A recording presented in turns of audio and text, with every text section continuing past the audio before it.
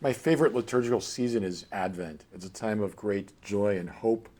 Here we are already in the first week of Advent, and it's only December 1st. So we have a long Advent this year because Christmas falls on a Sunday. And the church fathers and the saints reflect really on three Advents. So we think of the Advent of Christ 2,000 years ago when he came in human flesh to save us. The gospel last Sunday pointed to the final coming of Christ at the end of the world when human history is consummated and the final judgment occurs and everything is surrendered to Jesus, who surrenders everything to the Father. But the saints also talk about a third way, a third Advent, and it's the Advent of this present time, indeed this present moment. That when we are spiritually aware, when we wake up, as last Sunday's readings bid us to be spiritually awake, we become ever more profoundly aware of God's presence within us and among us as we make our way on this pilgrim journey to the Father's house. So we can look at the past, we can look at the future, but Advent also invites us just to look at the present. How is the Lord revealing himself to you and to me in these precious, beautiful days of Advent as we prepare to celebrate the wonder of Christmas?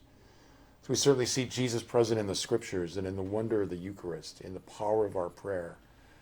We think of Jesus loving us through the loving concern of other people.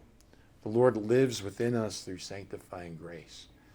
So to be awake and aware of that divine mystery, that in Jesus God has become completely united to us, is to realize that we don't need to only look somewhere else to find the Lord, that the Lord is right here, indeed looking for us, and wants to reign on the throne of our heart, as St. Teresa of Avila so beautifully puts it. So Advent's a great time to clean out. I had some spare time over Thanksgiving weekend to clean out my apartment, and I'm working on my office. And it just feels so good to get rid of clutter, to discard things, to give things away that we no longer need or use, to create free open space. Isn't that really what the spiritual life is about, is creating free open space within our soul so that Jesus has more freedom, more ability to move in, more ability to possess us, to captivate us, to fill us, so that we become ever increasingly an extension of him in this world because of that supernatural relationship. I pray that this Advent we may slow down, that we may look to the past, to the future, but also profoundly to the present. Where is Jesus in your life, and what is he saying to you right now? And how do we respond in this Advent, these days, this time and place?